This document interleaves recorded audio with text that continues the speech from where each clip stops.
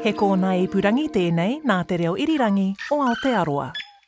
Kia ora, nau mai haramai ki te ao hurihanga. Hello and welcome to the Summer Science series on Our Changing World. Ko Clackan Cannon tēnei.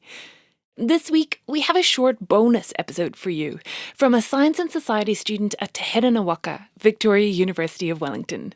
Samantha Lloyd-Evans takes us to Zealandia Eco Sanctuary, where the Kākā population is expanding into surrounding suburbs and encountering both people and novel foods.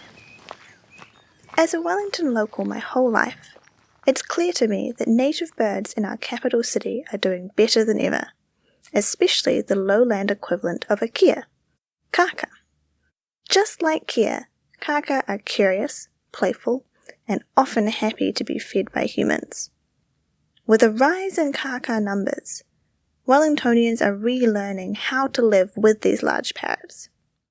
To learn more about this, I went to the Zealandia Bird Sanctuary to meet up with their lead ranger. I'm Ellen Irwin. I'm the lead ranger for the conservation team, so basically looking after the flora and fauna of the valley. And we had a walk through Zealandia to discuss the implications of Kākā numbers trending upwards. There's not many places in the world where you have this rare bird species that's just coming into people's backyards. In fact, I think Wellington is one of the only, if not the only, city where urban biodiversity is actually increasing. Could you talk a little bit on that process of them coming back? So when, was it 20 years ago? How long ago did this process start? Yeah, so Zealandia's fence went up in 1999, and then all mammalian predators were removed, although mice have since managed to get back in. And so Kākā, once the valley was sort of a safe space for rare species, we started reintroducing them to the valley. And so Kākā were one of the first. They were in the early 2000s, so I think it's been just over 20 years when they were first brought back to Wellington. There's a really cool, if you look at like the sightings of Kākā over time on, say, iNaturalist, you can just see them spreading up the Wellington Peninsula. And so I live out in Tawa, and I've lived there for a couple of years, and it's only been recently that I've been hearing Kākā constantly around my house, which is pretty awesome. A lot of Wellingtonians have been seeing Kākā out and about more often, and visitors and locals alike will notice the impact that these birds have. Something that I've heard from people that are a bit new to the area is people are a bit surprised by how Kākā affect the trees and the wood around them. Yeah, what we've noticed in Wellington is that, so Kākā are very, very inquisitive birds. They'll interact readily with people, like a lot of New Zealand species. They're not used to, they didn't evolve with mammals, and so they'll kind of readily approach you. And what we've seen in Wellington is when people outside the sanctuary are feeding, and often feeding lots of birds, this often causes, because they're not feeding them sort of appropriate food, causes the birds to get a lot of their energy and calories all at once. And so it's kind of like getting a little kid hyped up on sugar. They love it, but it's not great for them. And so that's when they can become a bit destructive and start chewing on both the deck or the roofs of the person feeding them, but also their neighbors. So often when neighbors call in to complain about Kākā damage, it's because someone nearby is feeding. So when you're saying feeding, are you talking about giving them specific food or just generally any kind of bird feeders that are out in people's gardens? People feed them. I've heard a wide variety of things that people have fed them. A lot of them feed nuts, which are really, really bad for Kākā. But I've heard things like ice cream and steak and just leftovers, pies, like you name it. People have fed it to them. And the birds will eat it. They love it. It's free food, but it's not good for them. It's understandable that foods like steak and ice cream would be bad for a native parrot. But the first thing that Ellen mentioned is not as obviously harmful. Nuts specifically. That's interesting because these are parrots. So it makes sense that people would kind of think that nuts and seeds would be a good thing for them. Yeah. So basically what happens with nuts is in the wild, for one thing, things like almonds and cashews and peanuts don't grow naturally in New Zealand. So it's not something like Kākā would normally eat. But also even the kind of nuts and seeds that they do eat here, the birds are having to crack things open and it takes a long time, so they aren't able to eat a lot of them all at once. And so what happens when people put out a whole bunch of, almonds and cashews and peanuts, the birds are able to eat a whole bunch at once, and it causes an imbalance in the ratio of calcium to phosphorus in their diet. And so this can cause something called metabolic bone disease, which is a really horrible disease. It affects adults, but it's particularly devastating on chicks. They'll have things like broken feathers, they'll have trouble sitting up.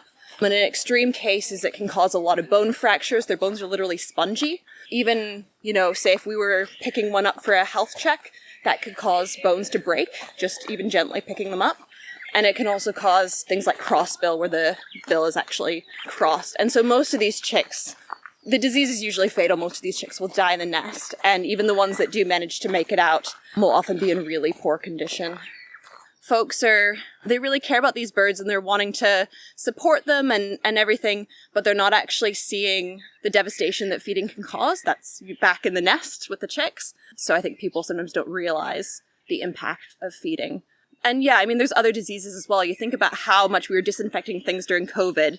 Feeding birds, if you're not constantly changing and cleaning your feeder, it's kind of like if you have a bunch of messy toddlers in your kitchen and you just never clean it. Birds are pooing everywhere. There's often multiple species. They're dropping food everywhere. That brings in rats. We found that where people are feeding, there'll often be high rat numbers, which is obviously not great for the birds or for the people. It can cause birds to be aggressive as well if they're used to being fed.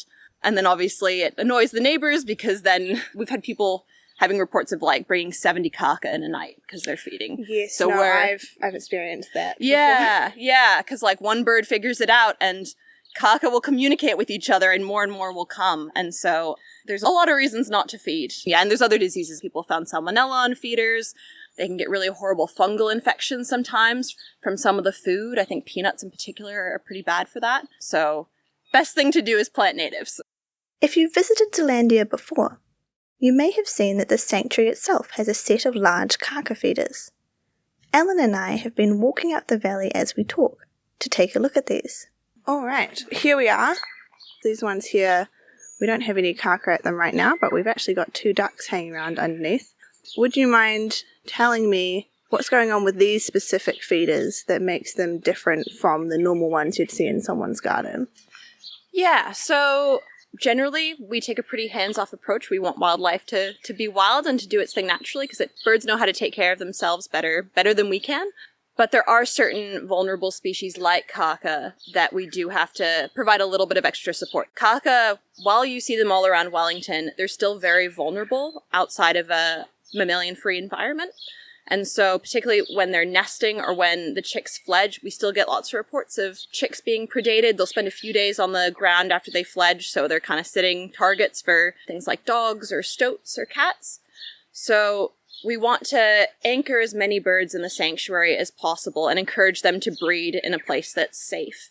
And so that's why we provide a bit of supplementary food here at Zealandia to kind of encourage the birds to remain here. We're not artificially boosting their population. It's a very small part of their diet. They're specially formulated parrot pellets that are quite expensive to make sure that it's still a healthy thing for them to eat. And we clean the feeders every day. We do a deep clean of the feeders every few weeks. So hygiene is incredibly important to us. So we just want to make sure that if we are doing any feeding, that it's done in as safe a way as possible to really help the birds. Extreme hygiene, special expensive food. Not quite the same as a casual backyard feeder.